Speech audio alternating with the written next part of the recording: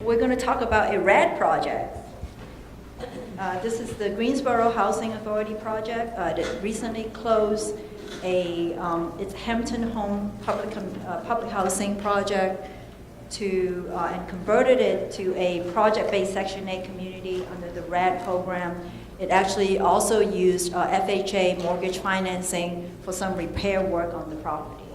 The other thing that's really noteworthy is that the Greensboro Housing Authority is actually converting its entire public housing portfolio under RAD. So I think you'll all be interested just to hear what the Housing Authority is doing to sort of prepare itself for this transition that goes from the public housing model to a private market model. So we'll also talk about, I talk about sort of the closing of the financing, and we'll also talk about the closing of the land. So the people who will talk about it, I'm going to start with Jaymar Joseph, who is the Vice President of Real Estate Development of the Greensboro Housing Authority. Before working there, Jaymar was the Executive Director of the Falls Church Housing Corporation and a Senior Manager at the NHP Foundation in Washington, D.C. Jaymar served as the Senior Development Manager at the nonprofit National Foundation for Affordable Housing Solutions, Inc., and a financial underwriter for the District of Columbia Housing Finance Agency. So he was the money man there. Jaymar financed affordable housing projects, which consisted of tax-exempt bond and low-income housing tax credit transactions totaling $91.4 million. Jaymar has also worked as a developer for Urban Atlantic Development. He managed a $21.4 million single-family residential development project in Rockville, Maryland. So, Jaymar.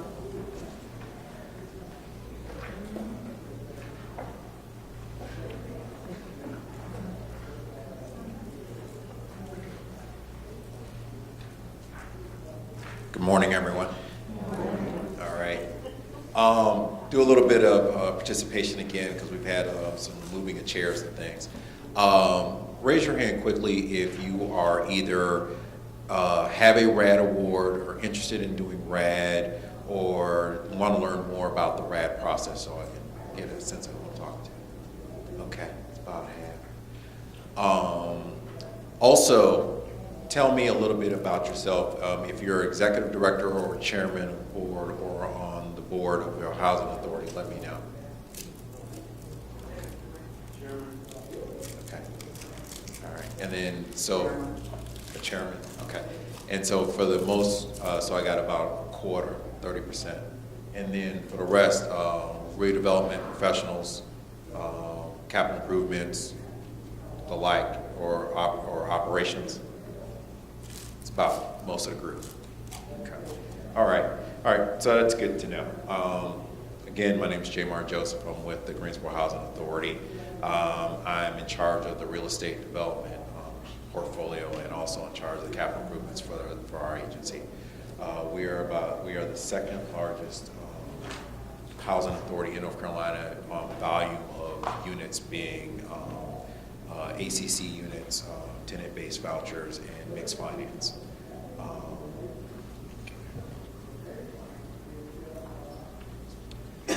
We have about, on the books, $62 million of capital assets, and we manage an operating budget of about $12.9 million. The book part is very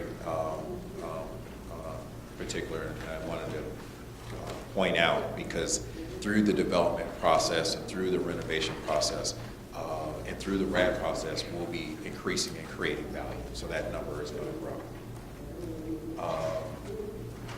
We have 2,200 units of ACC units, another 191 units of mixed finance, where we participated in a Hope 6 development, several, and we partnered with developers, and we earmarked ACC units within their development. That's what the mixed finance category is. And we have about 3,600 of tenant-based vouchers and 5 market rate units. We have a history of doing new things. So RAD to us was something was the new thing on the block to try to do and to try to implement into our overall strategy. Participated in the Hope 6 program, also participated in the energy performance program, where we took about 14 of our properties and included them into a agency-wide energy performance contract, where we received a loan from Bank of America and used those funds to purchase energy-saving equipment and fixtures within the bathrooms. That allowed us to reduce our utility costs significantly and allowed us to recoup a lot of the subsidy dollars that we were receiving from HUD. So what is RAD? RAD is many things to many different people. For us, what it is it's an ability to retrofit our properties, reposition our assets, and to provide a better quality of life for our residents, and at the same time be able to fund the renovation costs. It also allows us to transform how we do business and to take in a more ownership perspective in terms of our properties. So we are our own owner, we are our own developer, we are our own property manager, we're our own asset manager, we're our own construction manager. We also are our own financier in some cases, because we have the ability to issue bonds. So, you know, the historical perspective is, and what you might hear in other different venues that talk about RAD, is that it's the unraveling of 80 years of public housing. But we look at it as more transformation to the standpoint where we're allowing, or HUD has given us the award for all of our 20 properties, and has set our funding from our capital funds that we receive and our operating subsidy funds to combine them into one funding source through project-based vouchers, and then to use those dollars to leverage out to the public market, open market, to bring in debt and bring in equity. You've heard on the panel a lot of discussion about tax credits and tax credit awards, from the 9%, which are the more competitive tax credits that you receive and are highly sought after. There's also another component of the tax credit program, which is 4%, where if you issue bonds, you can receive automatically 4% credits. And so what we did is we used all of those programming for our 20 properties in our filter in terms of how we were to divide up how we would finance our projects and how we would develop our own projects. So we used all the financing items within the tool belt to try to renovate our communities. Why RAD? Let me use this chart for a second. So for our perspective, we came up with a systematic way of identifying what our strengths and weaknesses are as we were to approach RAD, to see if it made sense for us. And from these discussions, we came up with these factors in terms of how we would evaluate ourselves and to make sure RAD made sense for us or not. We looked at it from the financial perspective. Did we have a balance sheet to cover whatever we would need to do in terms of participating in RAD after the conversion, and being able to weather the storm to the extent that if we had to adjust our operating costs, how would that look in terms of still remaining profitable for each of the properties that we were operating. Also, we looked at the debt level based on the debt that was out in the open market to see, did it make sense? What we have found and what we continue to find, I know the stock market is hit a low point in the last couple of days, but we found that the debt rates have been pretty steady and pretty low for at least the last 7 or 8 years. And so we felt that this would be a great opportunity to bring in some low-cost debt in order to finance some of the renovations that we'd like to do. Also, we looked at the RAD program as an ability to increase our projects and increase our properties, and to use that increase in value to finance some properties that were either weaker or not cash flowing as much as some of the stronger properties that we have. And so we were able to use the great things from some stronger properties and prop up some of the weaker aspects on properties that we have. We felt that we could command a high market condition and market position, given the fact that the folks that we serve, we believe, as you all do, that you are the best person and the best agency that serves the clientele that you serve. And we feel the same way in Greensboro, to the extent that we serve folks that are at, in some cases, at the flat rent level or zero income level. And to the extent that we have the services and we have the social component to prop up our residents and at the same time provide great quality housing, we felt like no one else in our city, in our area could do that, which provided a great economic advantage. Talked a little bit about economic conditions, and also with the government structures, and Tanya will go through it and walk you through what she did, what the Banks Law Firm did for us in terms of setting up all of our various organizations to take advantage of being the owner, being the developer, being the property manager, being the asset manager. And there's some great advantages from our perspective of being quasi-governmental. When I talked a little bit about the who in the audience and our various roles and our activities, this was a huge decision factor for us in terms of whether or not RAD was aligned with our own agency missions and goals. Also was aligned with the board and some of the thought processes and strategies that the board had for us, along with being aligned with HUD regulations and state statutes, and also being able to meet the financial requirements for our lenders and investors. And we felt that through this process of laying out all the different various factors with our commissioners, the HUD, the private actors, and state statutes, we felt that RAD just made sense in a lot of different ways.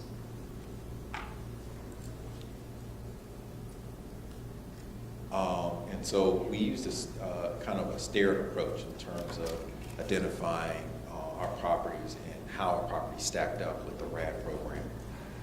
We put together a pretty comprehensive capital needs report that outlined a lot of the major issues and the major repairs for our properties. One of the things that we do at Greensboro that you probably do in your agencies is we have a rolling renovation and modernization program. So every 5 years, we're doing something. We're replacing roofs, replacing parking lots, doing interior repairs and retrofits, something.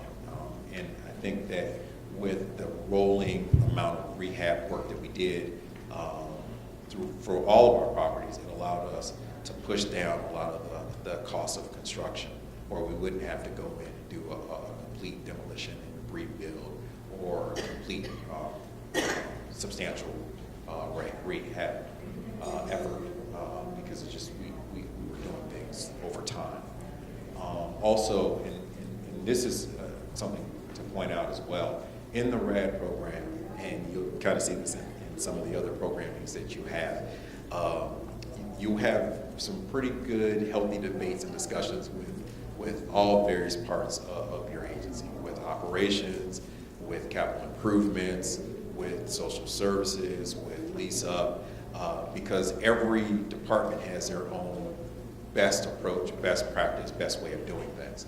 And a lot of times, you can't just do one thing for one department and then not look at the other departments and look at the other facets of running a property, of doing a rehab and renovation of a property, of the lease up, and the social services. And so we spent a majority of the time in the global analysis and the portfolio analysis stage, because we were sifting through the various factors and the various benefits from each person's department and each person's role to make sure that we had the best out of all of the various factors of all the various departments as we move forward, because it was important. Perfect example, we would have a discussion where, in order for us to bring in $8.5 or $8.8 million loan, we had to reduce operating costs by, say, 20%. that reduction of operating costs by 20% truly affected our operations and our management people, because they were used to running a property based on a particular budget. And so to the extent if you reduce that budget by 20%, it adversely affected their approach to running the property and providing the quality level of service related to what that 20% indicated. And so we kind of went back and forth to try to figure out, what was the best operating cost mix, what was the best financing mix in order to finance the renovations. And we had some pretty healthy debates in terms of, who would win out and how, who would compromise. Once we defined what our operating costs were going to be, and we had set in on our financing levels, then we went out and thought about projects based on the funders that would come in, whether it be debt or equity, whether it be internally where we would have to write a check to subsidize some of the costs for the construction. We also looked at the HUD rules. Actually, HUD just recently came out with a notice revision to the RAD program back in June. And we actually had to go back and look at those regs and overlay those new rules back onto the old rules and back onto the old ways of doing things. Because when we received our portfolio report back in 2013, some of the factors that we used weren't even contemplated with the new rules that came into place. So that was pretty interesting, and we're still actually going through that process. Another item to note, as you're going through RAD, you're constantly having to go back to your plans and readjust how you have thought about things originally to see if it makes sense. It either makes market sense or makes sense with HUD, with the rules and regulations, or even just makes sense in terms of the strategy for redeveloping your community. After we went through these layers, then we had a defined plan, and it ended up being where we grouped our properties into three major levels. The debt-only properties are properties that we would go to, HUD, FHA for just strictly loan financing. The 4% low-income housing tax credit and tax-exempt bonds that go together. And with the debt-onlys, we really looked at properties that had a renovation cost of about $10,000 a unit or so. With the low-income housing tax credits, we looked at properties that had about $10,000 to $20,000 worth of renovation cost per unit. And then for the 9% tax credits, because they're so competitive, those were more projects that had a full redevelopment component to it, new construction or substantial rehab. And so our portfolio schedule lays out in about a 3 to 4 year increment. We are currently in 2015. We closed on the Hampton Homes project back in June. And that was a project that received FHA financing. We currently have, if you believe it or not, 9 other projects that are in some various levels of pipeline, where we're either going in for a 4% tax credit, tax-exempt bonds, or receiving more FHA loans, or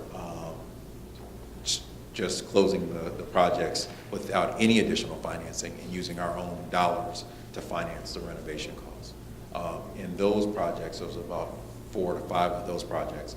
The construction costs are around $2,500 to $5,000 a unit, and the properties are much smaller. All of them are lower than 50 units in total for each property. The Hampton Homes project, this was the project that we closed in June with FHA financing. Our lender was Red Mortgage Capital out of Ohio, and it was 288 units, 36 acres. It was originally constructed in 1965. We've had renovations, like I said, the last 5 to 7 years on a pretty consistent basis. The last renovations we did were in 2008, where we did renovations in the in the interior of the units, and we also constructed 9 new units. This is the site plan for it. I know it's small. I've got handouts here if you want to see the larger version of it. This is what it looks like. The renovation is going to include new hot water AC units, new exterior painting, new roofs. We're also going to replace some galvanized piping in about 6 or 7 of the units. We also are going to include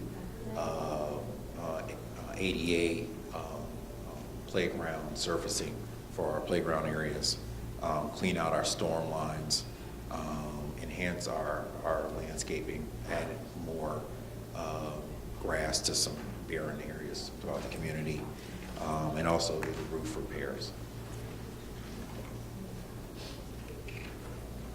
Photos here. And this is, we have 1-story and 2-story units. This is the project financing. So $9.45 million. 8.8 of it was from FHA loan from Red Mortgage. We also included another $577,000 of our own dollars that came through operating reserves. Through the RAD program, you're able to use your capital funds and operating reserves to make your projects work. From this perspective, the $577 of the operating reserves we use to deposit into a portion of the initial replacement reserve, which is $1.1 million. Our renovation costs were 3.3, which is about $11,500 per unit. Soft costs were about $422,000, and the best part of the deal, down at the bottom, the developer fee and cash return is about $4.6 million. So basically, what we ended up doing is we ended up receiving $8.8 million from FHA and using it as almost like as a cash refi. So we were able to get 80% of the loan to value. The value on the property is about $11.1 million, and we used it for the renovations, the soft costs, the replacement reserves, and the remaining piece we ended up pocketing. Based on the RAD program, a portion of that will be developer fee, and then the remaining balance will be used for future development for our other RAD properties. Jaymar, there's some people sitting to the right and left of me saying, how in the world did you get $4.6 million out of the project? And I suspect that sentiment might be shared out there. So can you talk a little bit about how you were able to get so much out of the project? Yes. In other words, that's not all $4.6 million in developer fee. No, it is not. It is not. The true developer fee cost is about $220,000 or so. There's a cap on the amount of developer fee that you can actually claim in the RAD program, which is about 10% of your total development costs, and then the remaining balance of it is actually cash returned back to the agency that's put into our business activities account that we can use for future development. But that's essentially, it's an equity, right? You were able to get the equity out of the project. So that is exactly right. We were able to get the equity out of the project. And one of the great things, and this is what I was talking about earlier, and I think that this table here kind of capsulizes a lot of the hard work and a lot of things we were doing, is that coordination and that interaction between yourselves from your development arm and your operating arm. And just another point, just to kind of loop in something that Sherrod said earlier, that I don't know, we heard it and we said, oh great, you saved me $40,000 on taxes. Well, taxes is a part of your operating costs.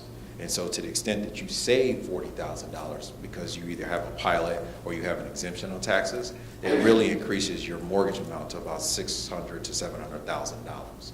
And so as a developer and as an owner, you start thinking of these things and thinking of these interchanges between how much I can lower my operating costs and how much money I can receive in as a loan or as equity.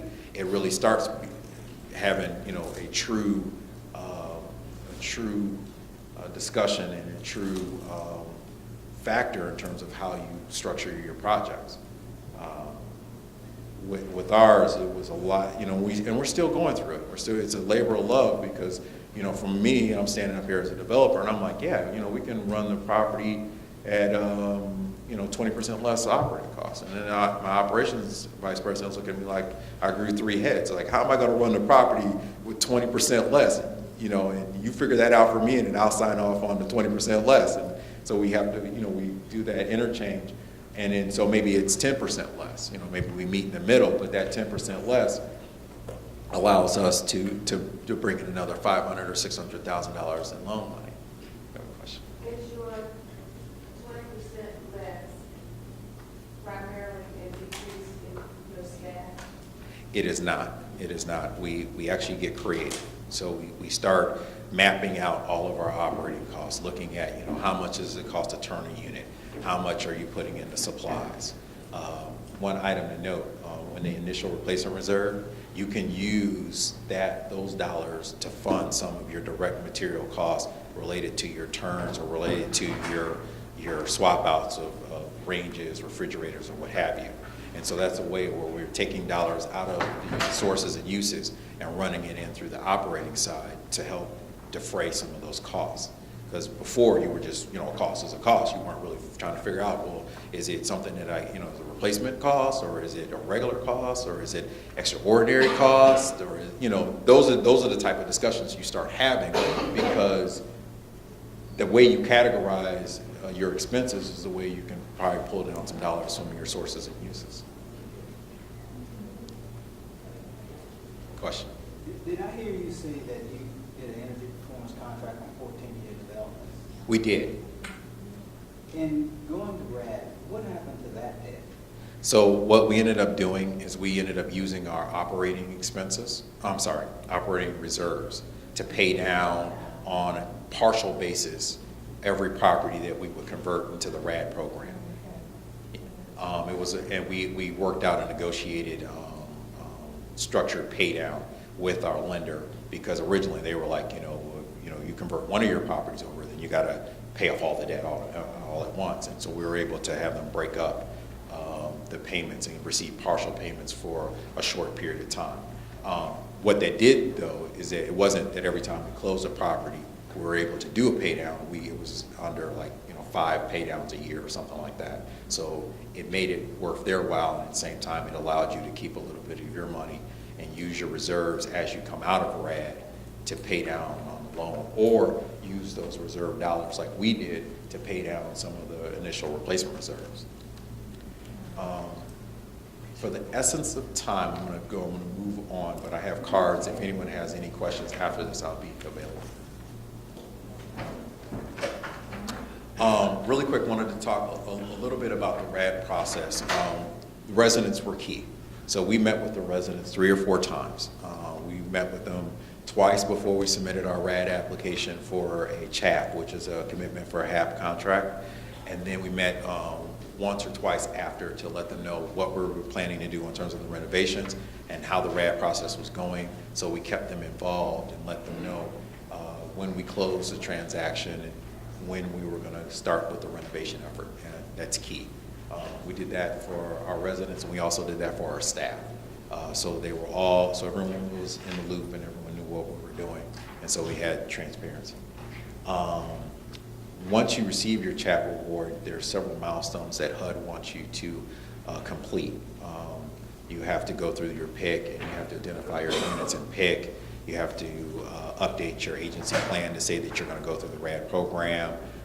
You have to obtain third-party reports that give an independent view of what your building conditions are, your environmental conditions, and what have you. We also had to put together a financing plan that included the commitments from our lender and investors, and also lay out what our development strategy was going to be, our construction time frame, and who our partners were going to be to help us with the development effort. Once we got approval from the financing plan, we received what's called a RAD conversion commitment, and we used that document to include into our closing package, and Tanya will talk about that a little bit after I get off. This is really key. I'm just going to point out just a couple of things. Talked a little bit about the interchange between operations, development, social service, what have you. That is an integral piece of the RAD program and the RAD process. Without that interchange, you're not going to know what you have, and you're not going to be able to have the buy-in to operate the property after the RAD conversion. Also, what's key is picking your financer. Your financer is going to be your lifeblood to get you through the process and to get the financing that you need so you can close on the transaction and you can complete the RAD conversion. The wrong financial partner that does not have the skills or have the connections to get you through the ever-changing HUD world, get you through the ever-changing Freddie Mac world or Fannie Mae world, will delay your program for at least 6 months to a year.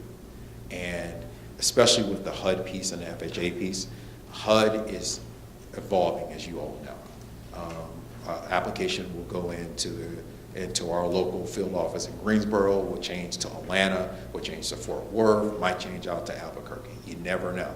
And so you need a financial partner who can follow the changes, follow the shifts, follow what's happening internally to make sure that your project keeps moving forward, your application keeps moving forward, and that you don't have to pay as many costs or fees or reserves.